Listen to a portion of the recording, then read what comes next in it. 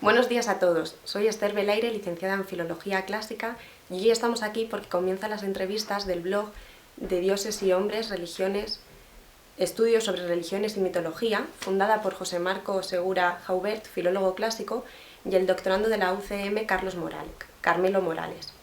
Para este día tan especial contamos con una gran compañía, con el profesor Antonio Piñero, catedrático de Filología Griega de la Universidad Complutense de Madrid y especialista de prestigio en lengua y literatura del cristianismo primitivo, y un sinfín de aposiciones más. Concretamente, para esta primera entrevista contamos con este libro, esta novela que acaba de salir, El trono maldito, que trata sobre Jesucristo. Es una novela muy interesante en la que podemos ver, es histórica y podemos ver un montón de aventuras e incluso idilios amorosos. Buenos días, profesor. Hola, buenos días, Esther, y todos los que nos oyen y nos ven. Eso es. Muchísimas gracias. Encantado. Por parte del equipo. Encantado, y además estoy prácticamente con colegas aquí, y debemos extender la universidad al pueblo. Me parece magnífico. Venga, adelante con las preguntas. Bueno, pues en esta entrevista nos vamos a centrar en Jesucristo y en la época, el contexto histórico de su nacimiento. Pero antes de meternos con el propio nacimiento y la fecha, nos gustaría que nos explicara cómo el mundo pasó de tener una religión politeísta a una monoteísta. Bien, eso fue un proceso largo, que no se dio en todas partes igual, pero que sí se dio en el mundo judío e independientemente en el mundo grecorromano, con el avance simplemente de la reflexión. Pero no es sencillo, es decir, no se pasa así de repente de muchos dioses a uno solo, sino que el proceso es muchos dioses, luego un gran jefe entre esos dioses, luego la adoración especial a ese gran jefe que es el uno, y eso se llama enoteísmo, es el uno y principal, y los otros están rebajados en plan corte alrededor de él. Y finalmente el proceso suele ser en que se queda un Dios solo y los demás son espíritus de alguna manera directa o indirectamente relacionados con ese Dios uno y que suelen habitar o bien en los infiernos, en la parte inferior de la tierra, o bien en la zona que hay hasta la luna, la zona sublunar, o bien en la zona superior de las estrellas, pero nunca llegan al cielo supremo, donde está ese Dios único. Y finalmente, en las religiones mucho más depuradas, como puede ser el judaísmo a partir del siglo I de nuestra era, el cristianismo y más tarde el islam, las religiones que nacen del libro de la Biblia y que son hijas de Abraham las tres, ahí ya se da fundamentalmente la defensa a ultranza de un Dios único. Dos religiones, judaísmo e islam, que es un Dios único, único, único, mientras que el cristianismo, el Dios único, tiene como tres facetas, que son el Hijo y el ligamento que une a Dios e Hijo, que es el Espíritu Santo, forma como una sagrada familia, que es muchísimo más complejo y que realmente es muy difícil de entender. Por tanto, yo diría que es un proceso largo, de siglos, y que va de muchos a uno, jefe de muchos, y después a uno y tener a todos debajo, y después fundamentalmente a uno y a los otros considerarlos como meros servidores. De acuerdo, muy interesante. Además, antes de llegar al cristianismo como conocemos, usted en muchas entrevistas dice: ninguna idea del cristianismo es original. Ha pronunciado en algunas ocasiones. Sí. El cristianismo entonces lo consideraríamos como un lago en el que muchos ríos acaban llegando, y nos gustaría que nos hablara de esas influencias de manera general. Efectivamente, lo he dicho y lo mantengo. El cristianismo habría que nombrarlo al principio como judeocristianismo. El cristianismo no nace como un meteorito del cielo, sino que es una rama, y eso sí que lo he explicado también, de un árbol muy grueso, que tiene múltiples ramas, que es el judaísmo, después de el gran triunfo de Alejandro Magno en Occidente, que extiende la literatura y la cultura griega por todo el Mediterráneo oriental. Esa cultura griega influye también mucho en los judíos, a pesar de que luchan contra la influencia de esa cultura. Entonces nos encontramos con que el judaísmo del siglo I en el que nace Jesús es un judaísmo que por una parte es muy judío, mas por otra parte tiene una serie de influencias del mundo greco-romano y además, esto es muy importante, del mundo egipcio y del mundo iranio. En todo ese conjunto del Mediterráneo oriental, en ese judaísmo, aparece una figura que es Jesús, que es aparentemente también muy judía, y lo es, y siempre fue un judío. Pero ese Jesús, cuando muere, tiene la enorme suerte de encontrarse con un genio de la religión que es Pablo de Tarso, que le da la vuelta al personaje, lo reinterpreta, lo repiensa y comienza a vender, entre comillas, dentro del mundo de la religiosidad de ese Mediterráneo oriental, o si quieres, del Mediterráneo en general, del Imperio Romano, empieza a vender un nuevo Salvador universal que por una parte sale del judaísmo y que por otra parte tiene rasgos que son muy asimilables a la mentalidad griega y romana. Es decir, hace de un Mesías judío, hace un Salvador universal aceptable por todos los pueblos del entorno. Porque es que Pablo nunca piensa más allá del Mediterráneo. Él sabe que existen pues, los indios y que existen los nubios en el sur y que existen los germanos y tal, pero él se concentra en el Mediterráneo. Y los paganos del Mediterráneo son como el símbolo o digamos la parte por el todo que representa al conjunto. Entonces diría, el cristianismo tiene influencia egipcia y conceptos egipcios. Es un judaísmo repensado. Por lo tanto, es judío. Y tiene también una parte que pertenece a la mentalidad religiosa griega, a la religiosidad griega, a la piedad griega, porque Pablo de Tarso, que es el causante de esta evolución, pues es un hombre de dos mundos, del mundo judío y del mundo griego. Y tiene también influencia del Irán, por la sencilla razón de que la religión irania era muy prestigiada tanto en el Imperio Romano como entre los judíos. Es una cosa curiosa.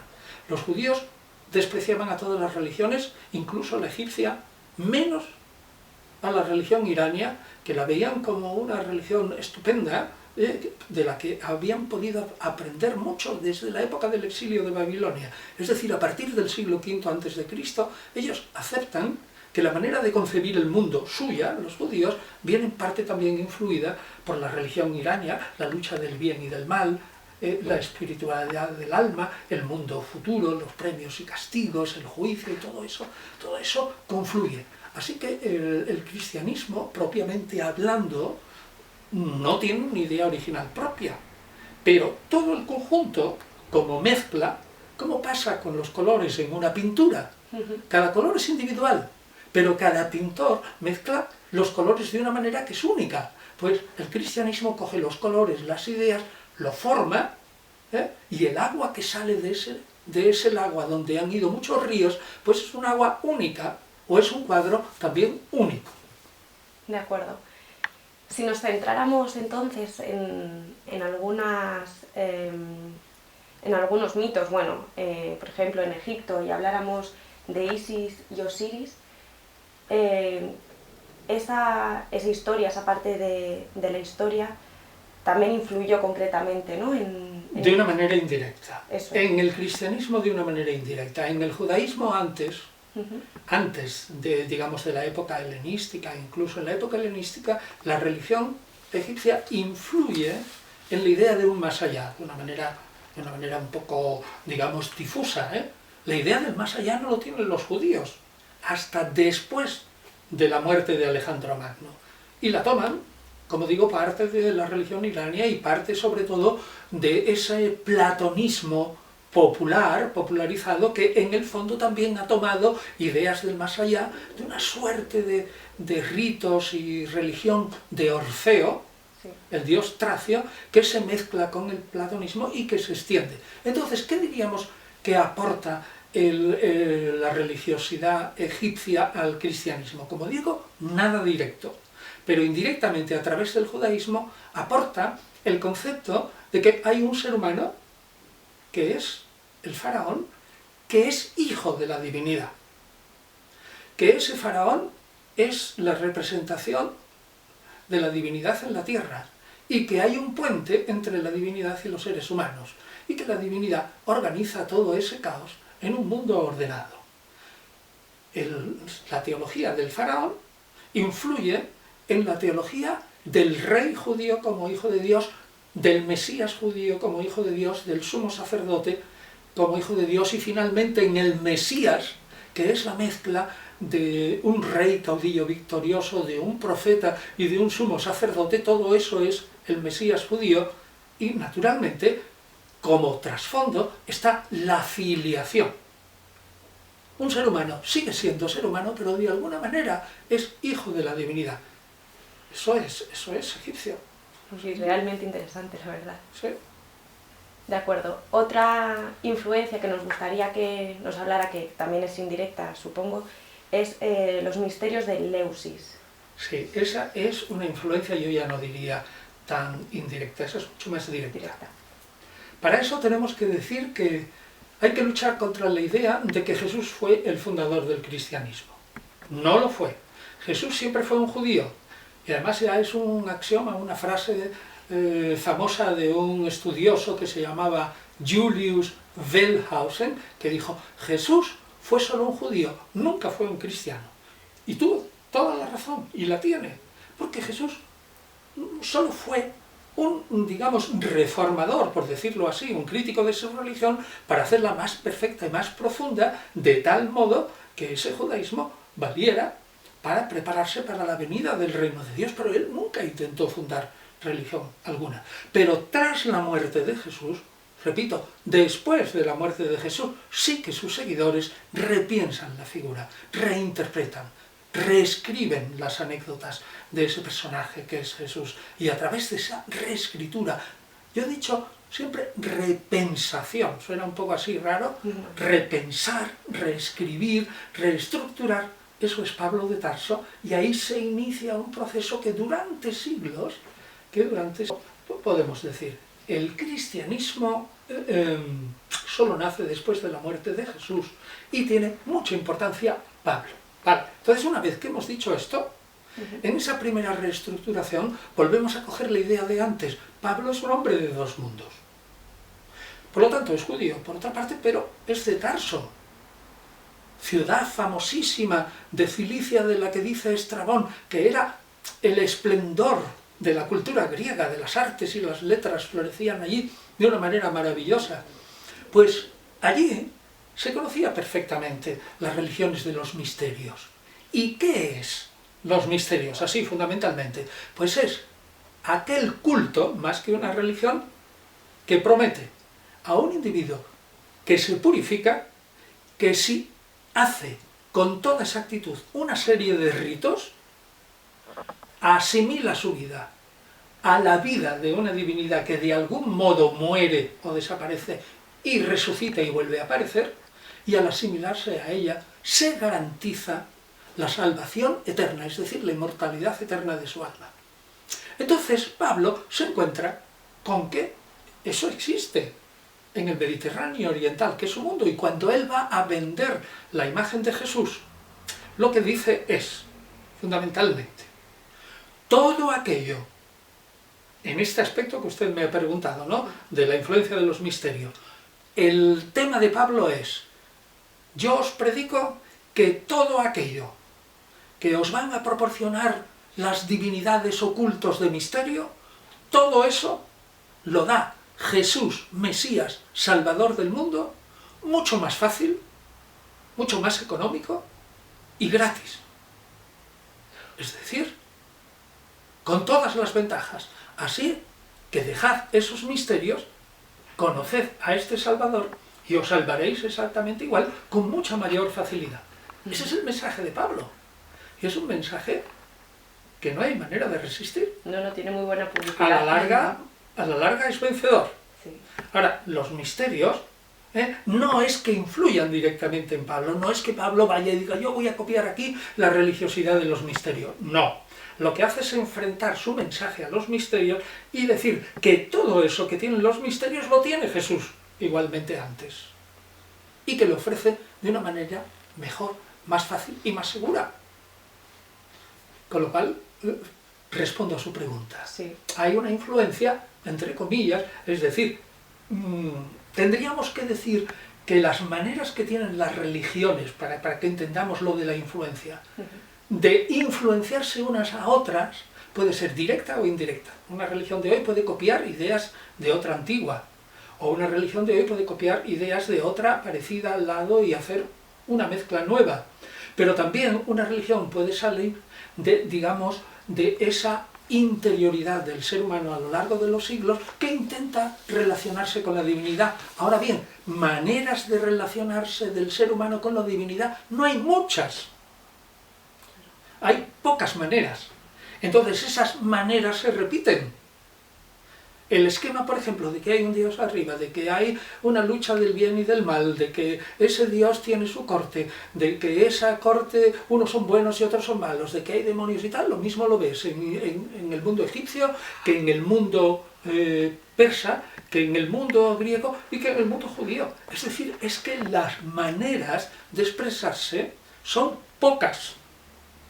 Un tal Prop, un ruso, estudió cómo se construía un cuento y encontró que las maneras de construir un cuento pues serían 30 variantes.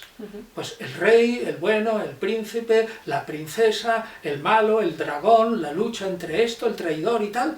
Es decir, que hay una serie de variantes que aparecen en casi todos. Bueno, pues si hay 30 variantes en el cuento, yo diría que en la manera de relacionarse la humanidad con la divinidad hay menos variantes. Por tanto, si religiones se parecen, no es necesario que se copien unas a otras, sino que se miran los, digamos, fundadores o los varios fundadores a su interior y de la propia riqueza humana común sacan medios de relacionarse con la divinidad. Por lo tanto, se parecen. Pero no es necesario que exista una copia. Ojo con eso, ¿eh? Sí, es muy importante. Que con lo de los misterios pasa lo mismo. No es que Pablo copie directamente, pero parte de la doctrina de Pablo, podemos decir, está dentro de esa atmósfera de los misterios que dice sencillamente, aquel que acomode su vida. Técnicamente se dice la peripecia vital. Aquel que acomode su vida a la vida de ciertos dioses, que tienen un sufrimiento, una especie de muerte y resurrección. Si ejecuta bien los ritos, ese individuo se asegura la inmortalidad del alma. Bueno, ¿eso no lo puede decir Pablo también con raíces judías? Pues claro que sí. Y si coge al Mesías judío y lo transforma en ese Salvador universal, pues es natural que a aquellos competidores, ¿no? Imaginemos la plaza del mercado en la antigüedad. Pues es que estaba allí todo el mundo, unos hablando de política, otros de religión, otros de literatura, era el momento de comunicarse, mientras la gente compraba pues las cebollas. Sí. Y entonces allí predicaban, como los domingos en Hyde Park, en Inglaterra, ¿no? Se ponen un cajón y empiezan allí a hablar de lo que sea. Bueno, pues en el ágora se hablaba. Pues había gente que vendía su religión. Pues era lógico que uno dijera, oye, lo que este vende, lo tengo yo mejor y más barato. Pues más o menos eso es lo que pasa. Pero, digamos, las cebollas son comunes a todos, ¿eh? Claro. Muy bien, profesor. Yo creo que ya queda más o menos claro esas bases para el cristianismo. Ahora nos gustaría centrarnos en el contexto histórico en el que nace Jesús, esa relación del pueblo de Israel. Pues ese contexto histórico lo he representado yo en esta novela, en El trono maldito, a la que tú antes aludías, bueno, José Luis Corral y yo. Sí. Y lo he representado en un libro que yo lo recomiendo porque es muy sencillo y muy interesante, creo, que se llama Año 1. Israel y su mundo cuando nació Jesús. Sí, ese libro además es el que al final nos gustaría que nos firmara. Sí, porque es un libro, a mi mujer es el que más le gusta. Es un libro muy sencillo, sí, pero muy iluminador, porque te va tocando todos los aspectos y te presenta una sociedad que ahí saca un montón de ideas para la novela, ¿no? Por la sencilla razón de que son las mismas, ¿no? Entonces, pues ahí tenemos el mundo social y religioso en el que, si lo tienes, sí, aquí está. Pues es este. Año 1, Israel y su mundo Cuando cuando nació Jesús. Es un libro barato, muy cortito, Sí. muy sencillo de leer y que vale lo mismo pues para historiadores que para gente, bueno, historiadores que no se hayan metido justamente en este aspecto, ¿no? Que para gente sencilla, porque yo creo que el lenguaje es bien claro. Sí, nosotros para preparar la entrevista lo estuvimos utilizando y la verdad que está todo explicado de manera muy sencilla, muy clara, pero Bien. con el lenguaje correcto, evidentemente. Pues entonces lo que podemos decir, no podemos resumir, ¿no?, toda la sociedad, Sí. la literatura, la filosofía, la religiosidad y la política del siglo I. Yo lo que diría es que, como rasgo fundamental, que el Israel del siglo I es una provincia del imperio. Pero una provincia del imperio, en parte, ya sea por medio de un rey que es una marioneta, y rey también lo digo entre comillas, que es Herodes Antipas en Galilea. Y una provincia que es Judea y Idumea, que es todo el conjunto de Israel, fundamentalmente con Samaria, que ya está en manos de Roma. Entonces eso es una provincia rara dentro del imperio, en donde la religión es lo fundamental, donde la gente estudia la religión, se sabe las escrituras sagradas de memoria, son capaces de morir por la religión, cosa que no ocurre en Grecia y Roma. Y además es muy importante porque viven de tal modo la religión que hacen que la sociedad perfecta sea solo religiosa. Por poner un ejemplo, lo que ocurre en el Israel del siglo I es parecido a lo que ahora quieren algunos fervientes seguidores del Islam. En el Islam, religión y política van unidas. ¿Y quiénes son los jefes, por ejemplo, en Irán? Pues son jefes religiosos. Y los teólogos y, digamos, el clero, pues son gente de familia, con su familia y con su mujer y con sus hijos, pero que dedican gran parte de su vida, en vez de, por ejemplo, reventar zapatos, pues dedicarse a estudiar el Corán o lo que sea. Pues aquí pasaba lo mismo. Y luego, es muy importante, aparte de decir religión y política van unidas, Roma tenía mucho interés en que ese país estuviera tranquilo. ¿Por qué? Porque Israel estaba inmediatamente, Israel con Siria, estaba inmediatamente delante del imperio parto, que ya había cogido Irak e Irán. Los partos eran los enemigos fundamentales de Roma en el imperio en la zona oriental. Y si podían, se lanzaban a comerse un bocado. Entonces imagínate la importancia que tendría Israel para Augusto y para sus sucesores. Ese país tenía que estar tranquilo. Si hay un mesianismo, una revolución, algo que cuestiona el poder de Roma, lo liquida. Es muy importante tener esto en cuenta porque si no, no se entiende ni el mesianismo, ni la figura de Jesús, ni de Juan Bautista, ni por qué lo matan, ni todo eso, porque es que estamos en un momento en que es absolutamente necesario para Roma conservar totalmente el orden en una provincia que hace, digamos, como de muelle protector ante el avance de los partos. Cuando avancen los partos, lo primero que se comen es a Siria. Bueno, toda esa zona intermedia de Comagene y por ahí los reyes de Comagene, Sogdia y toda esa zona, bueno, pero eso se la comen rápidamente. Luego viene Siria e inmediatamente Israel y llegan al Mediterráneo. Luego Siria e Israel tienen que estar en paz. Muy interesante. La verdad es que no había pensado, pero sí, claro, evidentemente para el Imperio Romano... Era fundamental. Sí. Entonces, si sale ahí un individuo que fastidia y dice, yo voy a instaurar aquí un reino nuevo, Tiberio, a la porra. Claro. Poncio Pilato, más porra todavía. Nuestros sacerdotes a la hora, nada, a su casa y que se metan allí los comerciantes griegos y romanos, que se vuelvan a Grecia y a Roma. Sí. Aquí nosotros queremos una teocracia y el único rey será el Mesías. Pues yo creo que ahora ya nuestros espectadores y nuestros oyentes tienen clara la situación religiosa, cómo hemos llegado a este año 1 y el contexto histórico. Entonces ya nos metemos con el cristianismo, que usted normalmente pronuncia en plural. Los cristianismos, sí. Eso es. Tiene razón. Bueno, pero los cristianismos decimos que nacen después de la muerte de Jesús. Cierto. Es decir, que si nos metemos con los cristianismos, ya hemos visto, y dejamos a Jesús de lado porque es un judío. Eso es. Y realmente, leyendo bien los evangelios, entre línea aprovecho para decir que se lean los evangelios y se ve cómo Jesús es totalmente judío. Totalmente judío. Entonces, los cristianismos empiezan después. ¿Y por qué los cristianismos? Pues porque, en principio, tras la muerte de Jesús,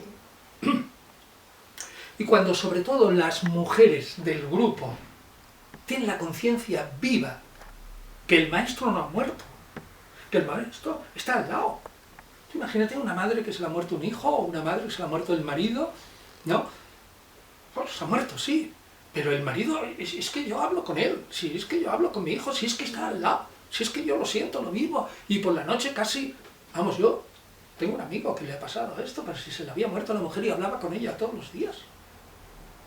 Pues es una cosa perfectamente comprensible. Entonces, cuando hay la conciencia de que el muerto ha resucitado, que está vivo entre nosotros, se establece un movimiento de seguidores de ese que antes era el muerto, pero que ahora es el resucitado, es el viviente. Además, naturalmente, como era el justo supremo, Dios no lo deja ahí tirado, lo ha llevado en espíritu y en cuerpo también, porque los judíos no separan el cuerpo y el alma. No entienden los judíos un cuerpo que no esté vivificado y un alma que no tenga cuerpo. Es decir, el cielo, piensen también otra vez con la comparación del Islam. ¿Cómo es el paraíso en el Islam? Pues lleno de bienes materiales y sexo inclusive y todas esas cosas y tal. Es que el paraíso es del cuerpo también. El paraíso es volver otra vez al principio, al paraíso original, pero solo en el cielo y mucho mejor. Bueno, pues entonces empiezan a pensar, este Mesías, cuya carrera ha sido truncada por una muerte injusta, volverá y va a instaurar el reino de Dios y va a arreglar el caos de este mundo presente. Pero esa es la idea básica. Ahora bien, hay un grupo en Jerusalén. Probablemente hay un grupo también, que eso lo sabemos por los Hechos de los Apóstoles, muy pronto en Samaria. Hay otro grupo en Galilea. Quizás otro grupo rápidamente en Damasco. Es natural que cada uno de esos grupos repensara y reinterpretara cómo era Jesús. A la luz de su muerte y resurrección, insisto, cada uno lo interpretara. ¿Cómo lo interpretaba? Pues interpretaban la vida de Jesús diciendo, si es el Mesías, y nuestros rabinos dicen que las Escrituras hablan del Mesías, y además señalan algunos pasajes, dice, pues vayamos a las Escrituras, y vamos a ver qué dicen del Mesías, y le aplican todo aquello que se parezca en algo a la vida de Jesús, que van formando una gran idea. Pero lo que quiero decir es que como los grupos son distintos, y allí no hay ninguna real academia, ningún santo oficio que controle, sino cada uno piensa, Jesús lo repiensa, lo reinterpreta, lo vive y lo siente a su manera. No es extraño que unos piensen, pues, el judeocristianismo de Jerusalén, otros los de Samaria, otros los de Galilea, otros los de Damasco. Y si luego encima hay un enorme personaje, que es Pablo, que está totalmente convencido de que viene el fin del mundo, en 10 minutos, es decir, dentro de esta misma generación. Y además que hay que cumplir, que Dios tiene que cumplir la promesa de Abraham. Es que la gente no cae en la cuenta que Pablo lo único que dice, tengo que predicar a los gentiles, a los paganos, gentiles y paganos es lo mismo, porque se tiene que cumplir la promesa completa de Abraham.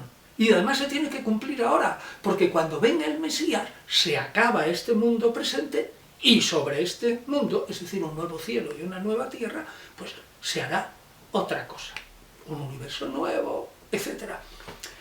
Y dice, piensa Pablo, aunque no lo deja escrito tal cual porque lo da por supuesto, ¿cuál es la promesa a Abraham? Pues la promesa a Abraham es triple.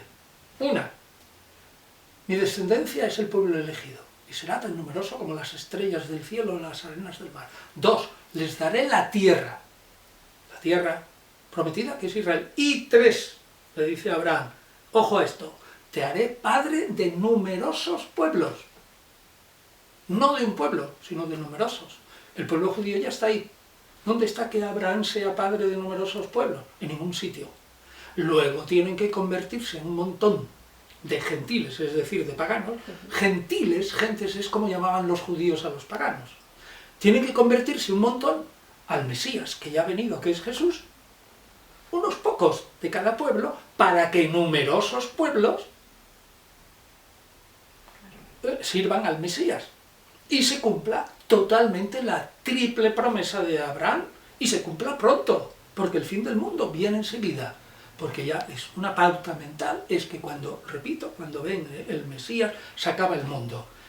Pues entonces sí ya teníamos, porque hablo de los cristianismos, y retomo la idea, si teníamos Jerusalén, Damasco, luego Antioquía, Samaria, Galilea, y todas las comunidades que funda Pablo, hombre, todas tienen la misma matriz, la misma horma, en fin, la misma forma, pero realmente son un montón de grupos, son un montón de grupos. Y por eso hay que decir que a finales del siglo I y principios del segundo, cuando ya se empiezan a escribir muchos más evangelios, pues había distintos grupos de cristianos que cada uno tenía su evangelio. El evangelio era su bandera. Y cada uno, bueno, unos serían muy pequeños, la historia los liquida, pero otros son grupos más grandes. Y forman masa crítica para que se les haga caso, ¿no? Ya son más potentes. En realidad, yo empiezo mi obra esa Cristianismos derrotados, diciendo que si con la máquina del tiempo un individuo tuviera la suerte de caer, así con un paracaídas súper especial, en Asia Menor o por ahí, vería que hay 10 cristianismos distintos, ¿no? Cristianismos que aceptan a Jesús como Dios, y otros que lo niegan, que Jesús no es Dios, es un mero hombre. O cristianismo que da una importancia fabulosa a las mujeres en la estructura, y otros que las dejan a las mujeres de lado. Cristianismos que insisten en el espíritu, y otros que dicen, el espíritu hay que controlarlo, tienen que ser los obispos y los presbíteros aquí, los que manden y tal. Es que ya tenemos ahí 6 clases de cristianismos, ¿no? Es decir, que fácilmente otra clase, ¿no? Gente que se cree súper estupenda. Dice, nosotros somos los mejores de la humanidad. Y a nosotros solos, porque tenemos espíritu, los demás tienen alma con la que se mueven y cuerpo y tal, pero nosotros tenemos espíritu, el espíritu viene de Dios. A nosotros se nos ha revelado la verdad del cristianismo como a nadie, y nosotros nos vamos a salvar, y los otros ya veremos, o cómo se salvará. Ya tenemos ahí otro grupo de cristianos. Es que realmente son un montón. Ese montón de 10 o más cristianismos, si lo miras después fijamente, ves que hay 3 grupos. 3. Uno, los judeocristianos, es decir, los que son más seguidores judíos de Jesús. Iglesia Madre, Jerusalén o Galilea. Otro grupo, estos, diríamos, súper estupendos, que son los gnósticos, es decir, aquellos que tienen la gnosis. Gnosis en griego significa conocimiento. Y gnósticos, significa conocedor. Lo mismo el conocedor del buen vino, todo eso, que el conocedor de ideas espirituales. Y otros los paulinos.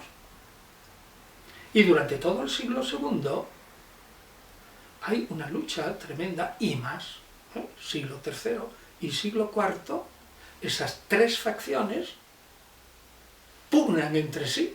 Al final ganan las paulinas, desde luego las iglesias paulinas. Y las otras van desapareciendo a lo largo de la historia, quedan reducidos a grupos minúsculos. Los judíos, bueno, la mayoría de los judeocristianos se los liquida el Imperio Romano, tanto en la primera revolución, que acaba en el 70 con aniquilamiento de Jerusalén y del templo, como en la segunda revolución, que empieza en época de Trajano, 119 o 120, y 7, 8, 9 años más tarde prende otra vez en Palestina, en Israel, en época de Adriano, y amigo Adriano, que es el personaje más poderoso del mundo y además el más persuasivo, porque tiene 35 legiones. Así que sus razones convencen a todo el mundo. Sí. Envía unas cuantas razones, aniquila a Israel y naturalmente toda esa zona, que es donde están los judeocristianos, la mayoría mueren. Claro. Ya tenemos un judeocristianismo casi eliminado. Luego los gnósticos se van eliminando poco a poco, porque son tan complicadas sus revelaciones, que parecen una filosofía abstrusa. Yo he dicho alguna vez que los gnósticos, para ser religión, tenían demasiada filosofía. Y además, mística, ¿no? Hoy serían muy esotéricos. Y encima, para ser filósofos, tenían demasiada religión. Claro. Con lo cual no eran ni chicha ni limonada. Y así se quedaban recibiendo las bofetadas a la derecha y a la izquierda, con lo cual en el siglo V por ahí desaparecen bastante. Quedan solo los paulinos, menos uno, que es el cristianismo de cuño paulino hasta hoy. Hasta hoy. Sí. Si hoy miramos a los 2.000 millones de cristianos, no de católicos, católicos serán pues 1.200 millones o por ahí, y 800 millones más de otras confesiones. Confesiones grandes del cristianismo debe haber 30 o 40, importantes o quizás menos, pero confesioncitas hay a montones, Sí. y cultos, denominaciones y todo eso, pues a lo mejor hay 500, pero podemos decir que el 99,9 son paulinos, y algunos gnósticos quedan por ahí. Y también algunos judíos, judeocristianos, que también los hay. Pero el 99% son paulinos, hasta hoy. Luego quien vence es uno. Sí, es verdad. Que es Pablo. Bueno, la Pablo evolución... Pablo y sus sucesores, Eso es, que son durante siglos, hasta la actualidad. y los pactos que hacen los seguidores de Pablo para formar, digamos, una iglesia cogiendo lo más importante de los demás. Que es muy importante, los paulinos pactan. De acuerdo. Muy interesante esta evolución desde el repensamiento, ¿no?, de Pablo hasta la actualidad. Todos repiensan a Jesús, Sí, pero Pablo es el que nos ha quedado sí, con sus 7 cartas auténticas, 7. Primera Tesalonicenses, Gálatas, Primera y Segunda Corintios, Filipenses, Filemón y Romanos. Solo 7. Las otras 7 son de discípulos de Pablo. Pero claro, ponen a nombre del maestro. claro. Pero son de sus discípulos. Pero es el único que nos ha dejado un montón escrito. Como 50 folios, Bueno. aproximadamente. 50 folios apretaditos. Sí. Pues es el hombre que realmente ha marcado el camino. ¿Podríamos decir fundador del cristianismo? Demasiada potencia. Hace años yo lo pensaba, pero ahora como me he pasado 3 años y medio gestando y escribiendo un libro sobre Pablo, que si no cae muchas tejas y rompe todo, pues ya está entregado a la editorial Trota. Yo creo que saldrá en marzo o abril del año que viene, ya lo están componiendo y todo, que es una guía para entender a Pablo, una interpretación del pensamiento paulino. Ahora, como ya he estudiado bien a Pablo, pienso que no se puede ser fundador si uno no tiene conciencia de que está creando algo radicalmente nuevo y lo acepta. Y Pablo no tiene esa conciencia. Pablo, lo mismo que Jesús, cree que está repensando el judaísmo. ¿Pero cómo lo repiensa? ¿En qué sentido es Pablo judío? En todo. ¿Pero en qué sentido es cristiano? ¿Qué quiere decir cristiano? Cristiano quiere decir mesianista. Pablo es solo cristiano, siendo judío, en que vive su judaísmo en el Mesías. Yo vivo, dice Pablo, mi judaísmo en Cristo. Es decir, vivo mi judaísmo en el ungido, en el Mesías. En ese solo sentido es cristiano. Entonces él no fundó tampoco el cristianismo. Ahora, puso el 70% de los fundamentos. o más. Basta 2 generaciones más de seguidores de Pablo para que ya el cristianismo surja muy potente. Y podemos decir que 170 años después de la muerte de Jesús, tenemos ya formado prácticamente entero el Nuevo Testamento. Es decir, tenemos ya libros sagrados. Y cuando un grupo tiene sus propios libros sagrados que son distintos de otras matrices de las que él nació, por ejemplo, la matriz judía sobre todo, ¿no? Son distintos o complementarios, puede decirse que ese ya es una nueva religión. Aunque todavía le queda mucho, ¿eh? El cristianismo se forma, tarda 4 o 5 siglos. Esto la gente no lo sabe. 4 o 5 siglos en formarse. Así que el cristianismo tiene muchos padres, no uno. Y yo estoy convencido de que Pablo pone fundamentos, sin duda. Lo mismo que Jesús pone fundamento con su crítica a la religiosidad del templo, la crítica a la manera superficial de interpretar la ley judía, su moral elevadísima, su amor a los enemigos por encima de todo, el fin del mundo inmediato. Pablo sigue en eso a Jesús. Entre Pablo y Jesús ponen fundamentos. Pero realmente como consciente, yo creo que es en la segunda o tercera generación, es decir, seguidores de Pablo. Ahí es donde empieza a fundarse, y con muchos padres, ¿eh? Por ejemplo, el que escribe ya Colosenses, que no es de Pablo, Efesios, el que escribe las pastorales, que ya organiza la iglesia en obispo, presbíteros, diáconos, viudas, el que escribe Hebreos, que le da una teología muy buena, Mateo, los evangelistas, Juan, el último evangelio, en torno al año 100, que es el que da toda la teología del Mesías como encarnación del Verbo, el Logos divino. Todo eso son los discípulos de Pablo.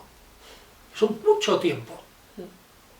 La verdad es que podríamos estar hablando sobre este tema horas y horas, pero bueno, el tiempo es oro y nos gustaría centrarnos ahora en la figura de Jesús y ese año 1, ese año 0, ¿no? El 25 de diciembre. Año 0 no hay, es año 1. Vale, pero claro, el año 1 comenzaría con Jesús ya con varios días de vida. Eso es, sí, 8. Pues claro, y nos gustaría que nos explicara bien ese año 1, por qué el 1, si es verdad que nació en el año 1. No, ciertamente yo lo he dicho también, lo digo en el libro este y lo he escrito en otros sitios, esa famosa frase de que Jesús nació antes de Cristo. Lo cual es muy divertido, ¿eh? Sí. Jesús nació antes de Cristo, sin duda alguna. ¿Y por qué lo decimos esto? Porque tanto el autor de los 2 primeros capítulos del Evangelio de Mateo, San Mateo 1-2, como el autor distinto de los 2 primeros capítulos pegados al Evangelio de Lucas, también Lucas 1-2, esos autores coinciden, aunque son muy distintos, en que Jesús nació en la época de Herodes el Grande. Y de ahí todas las historias de los inocentes y de todo el asunto, ¿no? Y de la huida a Egipto, y de la estrella, y tal.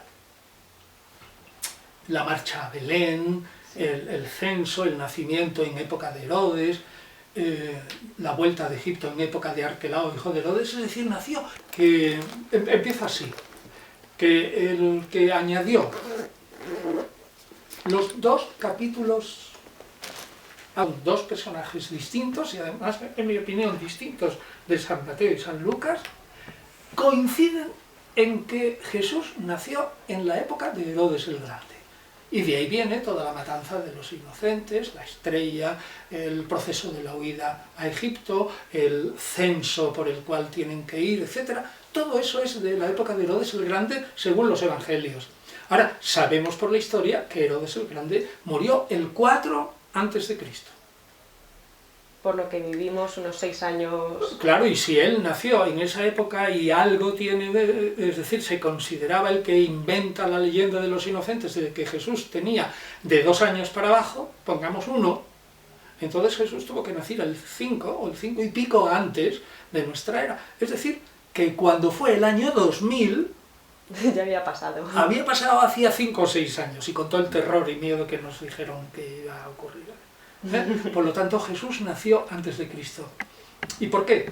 Bueno, pues porque Dionisio el Exiguo, un monje que vivía en Roma, un monje tracio, de la Tracia, los casi menos romanizados de los que estaban en la órbita del imperio, allí encima de Macedonia, encima al norte de Macedonia, pues entonces este individuo le encargó el Papa Juan I, que dijera, bueno, ya está bien de dudas sobre la fecha de la Pascua y cuándo murió y nació Jesús. Y entonces dijo Dionisio, bueno, pues vamos a estudiar eso. Él había hecho muchas obras de cronología y además le fastidiaba mucho que los cristianos contaran los años según la era de Diocleciano, que había muerto hacia el 309 o 308 o por ahí, digo de memoria, ¿eh? Y entonces se había pasado pues bastante tiempo, más de un siglo, siglo y medio, y dijo, bueno, o más, y dijo, bueno, ya está bien, vamos a determinar cuándo nació el Salvador. Y yo creo que él lo supo calcular bastante bien, que nació en el año 748 de la fundación de Roma, es decir, 2 años, pongamos, antes del 750 de la fundación de Roma, que corresponde al 4 antes de Cristo, que fue cuando murió Herodes el Grande. Pero ¿por qué escogió que Jesús nació en el año 754? Bueno, pues hay muchos, como por ejemplo un arqueólogo español, que fue el primero que a mí me dio la idea, Dimas Fernández de Galiano. Hay muchos que opinan que Dionisio el Exiguo se equivocó, entre comillas. No escogió el 748 porque no le parecía bien. Le parecía mucho mejor el 754 por 2 motivos. Primero, porque el 7, eso era común con el anterior, era el signo de la plenitud, como lo vemos en el Apocalipsis, que sale muchas veces el número 7, y 7 copas, y 7 astros, y todo eso, 7 plagas, pues 7 cartas a las iglesias de Asia Menor, etc. Muchas veces, pues resulta que el 7 ya es un número sagrado, y el 54 es 2 veces 27, y el 27 es el alma del mundo, el número del alma del mundo según el Timeo de Platón. Hay muchos edificios, incluso el de los esenios de Judea, es decir, el de Khirbet Qumran, las ruinas de Qumran, que son múltiples de 27, su especie de murallas. Es decir, el 27 tiene un papel impresionante en la arquitectura. Por lo tanto, el 754, 2 veces el alma del mundo, más el 7, era un año maravilloso para que naciera el Salvador del mundo.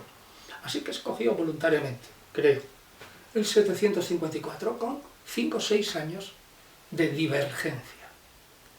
Sí, pero tiene sentido, claro. Tiene sentido. Jesús nació antes de Cristo. Y sobre la fecha exacta del nacimiento... ¿El 25 de diciembre? Eso es. Ni idea. Eso no lo sabe nadie. No lo sabe nadie y además no lo dicen los evangelistas. Además no puede ser. Lucas dice que los pastores estaban durmiendo al raso y en las estepas cerca de Belén, que es un desierto y allí que no hay montañas, dormir al raso el 25 de diciembre hace mucho frío. Es decir, que debía ser primavera o algo así. Pero el 25 de diciembre es el día en que la luz vence a las tinieblas, ¿no? Eso es. Es el solsticio de invierno, es el día del sol invicto, es el día de Mitra, también. Mitra, pero no el Mitra antiguo, sino el Mitra romano.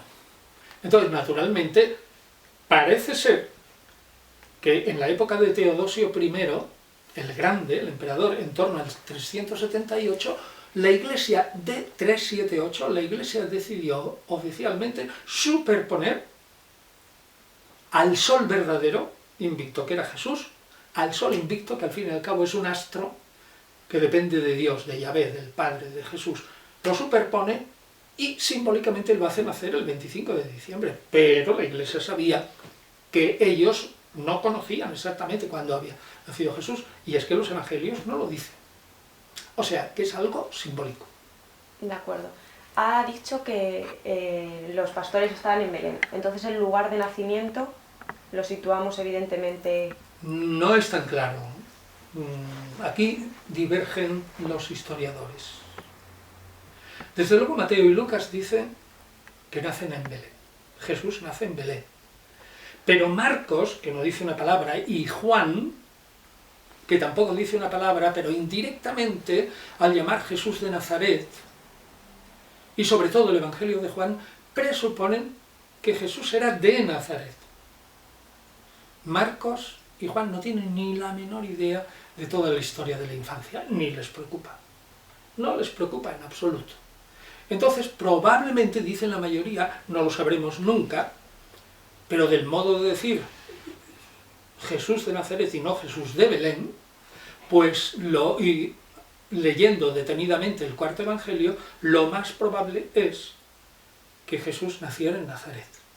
Y que más tarde, para que se cumpliera la profecía de Mesías, una vez que ya estaba bien establecido teológicamente que Jesús era el Mesías, pues hubo de crearse, digamos, la leyenda de que nació en Belén. Pero bueno, estos son hipótesis, ¿eh? Sí. Hipótesis explicativas, porque la historia antigua, como tiene tantos enigmas, hace hipótesis para interpretar. Ahora, digo yo, y lo he dicho muchas veces, no vale cualquier hipótesis. No vale. Un historiador podrá decir muchas veces, no sé, no tengo ni idea. Recurro a la imaginación, pero algo plausible y verosímil. Y ese mismo historiador sabe perfectamente cuando una hipótesis es una tontería y cuando es una hipótesis científica, plausible, porque encaja con los hechos. Por ejemplo, lo que se dice siempre, ¿no?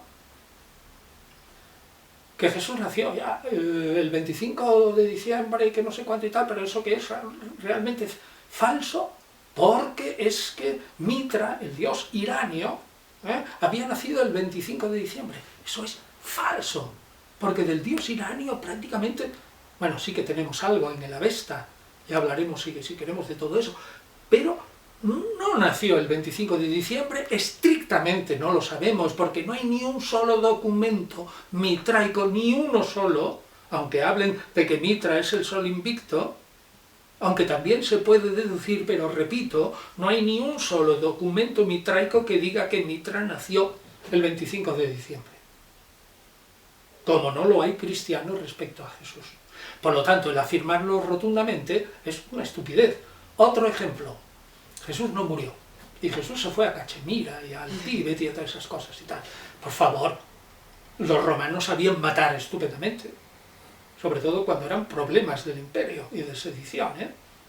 Los romanos no dejaban, eran muertos y bien muertos, y lo comprobaban.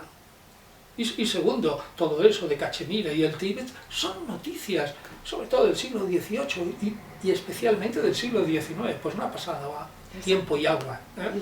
O sea que esas son hipótesis inverosímiles. Así que un historiador sabe muy bien cuando una hipótesis es plausible y cuando es una tontería. Otra tontería tal vez podríamos decir que es la estrella, ¿no? Hombre, tontería, yo eso no lo llamo tontería. De acuerdo. A ver, yo lo llamo leyenda piadosa. Vale. Claro, es lógico, es una leyenda piadosa. Porque tú imagínate, ¿cómo describe la estrella? La estrella de repente nace en Oriente, ¿eh? Va a toda velocidad, y de repente se para en un punto. Jerusalén. Allí se queda quieta y desaparece. Después vuelve a aparecer, gira 90 grados ras y se dirige al sur, 8 kilómetros. Y allí se posa delante de donde nace el niño. Bueno, es que eso no puede ser. Además estaría en otros escritos, ¿no? Sí, no puede ser. No hay registros de todo eso, se han dado 1000 explicaciones. Eso es una leyenda piadosa. Y claro, una leyenda piadosa que nace de que el Mesías es la estrella de Judá, el cetro y el astro de Judá. Que todo eso ya viene desde el libro de los Números, con la profecía del mago Balaam, que está en torno digo de memoria, a través de Números 21, 22, cuando él profetiza, veo la estrella que nace de Israel y el cetro de Israel, ese es el Mesías, lo interpretan los rabinos luego. Entonces nace de ahí, se corporiza en esa leyenda. Y los magos no son nada más, junto con la estrella, es decir, en esa religión tan estupenda, los más sabios de esa religión irania, de Irán, que son esos sacerdotes que nosotros les llamamos magos, pero que son sacerdotes y astrónomos, son iluminados por la divina providencia de tal manera que son la primicia de los paganos que vienen a adorar al Mesías. Luego el Mesías no es solo para Judá e Israel, sino para todo el universo. Es todo simbólico. No son tonterías, son leyendas, son parábolas, leyendas simbólicas. De acuerdo, me has respondido a la siguiente pregunta que le iba a hacer sobre los reyes de Oriente. Sí, es lo mismo. Exacto. Los reyes de Oriente, primero, que los reyes son reyes en el siglo V, por ahí. Sí. Eso está recogido todo en un libro que se llama El nacimiento del Mesías, que está publicado por Raymond Brown, bueno, el autor ya murió, Raymond Brown, B-R-O-W-N, El nacimiento del Mesías, estaba escrito en inglés, y lo publicó la editorial Cristiandad, pues hay muchos años, a lo mejor todavía es accesible, es un libro gordo, ahí está todo, casi todo lo que se puede saber sobre el nacimiento del Mesías, un libro gordo, y ahí está la historia de cuando aparecen, que eran reyes, porque unos dicen que son reyes de Arabia, otros que de Persia, otros que de Turquía, etcétera, de Asia Menor. ¿Por qué oro, incienso y mirra? ¿Por qué los nombres? Que también eso aparecen en el siglo V y en evangelios posteriores, con nombres parecidos. Por ejemplo, en vez de Melchor sale Melcón, pero bastante parecido. Todo eso son añadiduras que tardan hasta 400 o 500 años en formarse. Imagínese uno, Ya. Lo que puede volar la imaginación en 400 años. Por supuesto. Ya para concluir la entrevista, nos gustaría tratar dos temas bastante modernos, que sería el Belén, esas figuritas que colocamos en estas épocas de Navidad, saber cuándo empieza la tradición del Belén. Sí. Es muy conocido. El Belén empieza con San Francisco de Asís, en torno a 1200. Es el que hace las primeras figuras y que adora. Los italianos adoran a Jesús, bueno, como compone el Evangelio, en un pesebre, no en una cueva, o el pesebre está dentro de una cueva, y el Belén se llama il presepio, en italiano, il presepio en italiano, y entonces es San Francisco de Asís, pero tuvo un éxito tan tremendo, sobre todo en Italia, en Nápoles, que fue reino hispano durante siglos y siglos, entonces realmente desde allí se extiende por toda Europa y sobre todo por Italia y España. Es decir, es una costumbre del siglo XIII muy piadosa que se empieza a perder un poquito con esto de dividir la piedad entre San Nicolás, Nicolaus,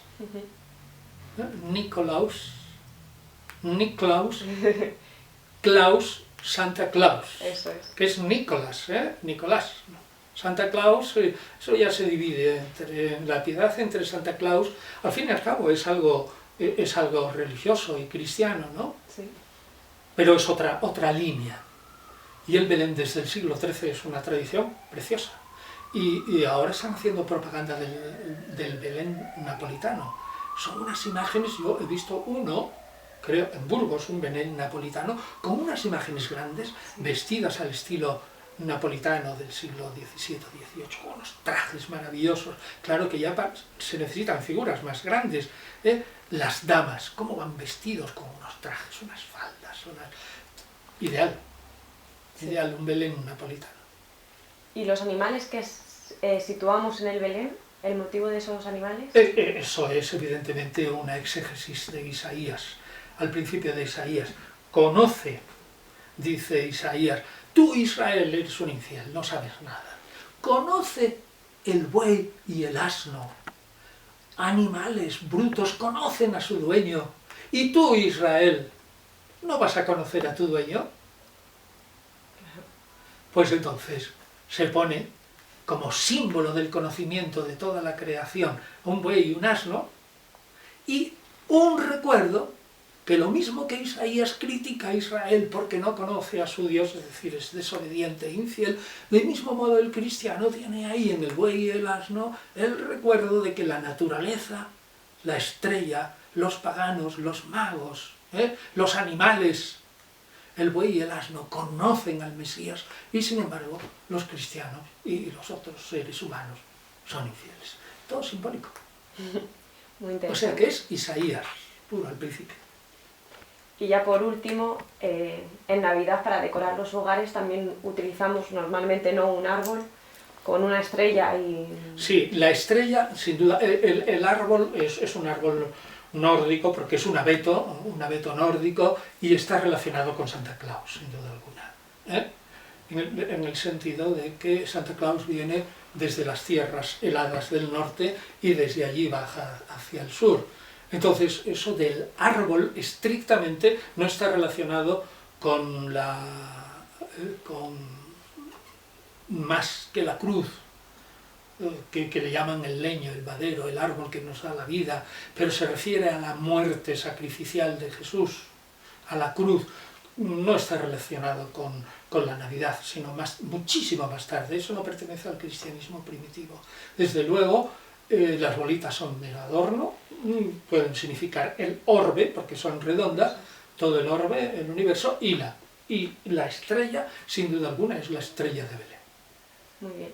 Pues nada más, muchísimas gracias por esta magnífica entrevista, que creo que nos sirve a todos, hemos aprendido muchísimo, y nos gustaría para concluir que nos firmara el libro del año primero, Israel y su mundo, cuando nació Jesús, que nos va a traer Carmelo, uno de los fundadores. Pues muy bien, encantado ahora mismo. Muchísimas gracias. Carmelo y Esther. Muchísimas gracias. Dedíqueselo al bloco, que lo vamos a rifar en el... Sí, de lo soltaremos. Dioses y hombres. Hoy es 21 ya. Hoy es, sí, 21.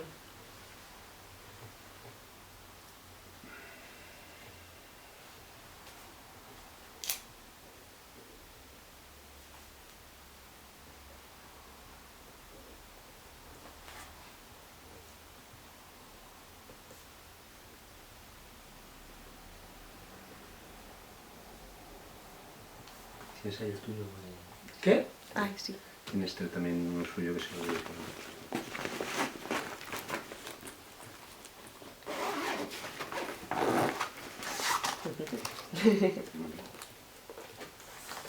Y si me pudiera firmar el mío. Muchísimas gracias. Muchas.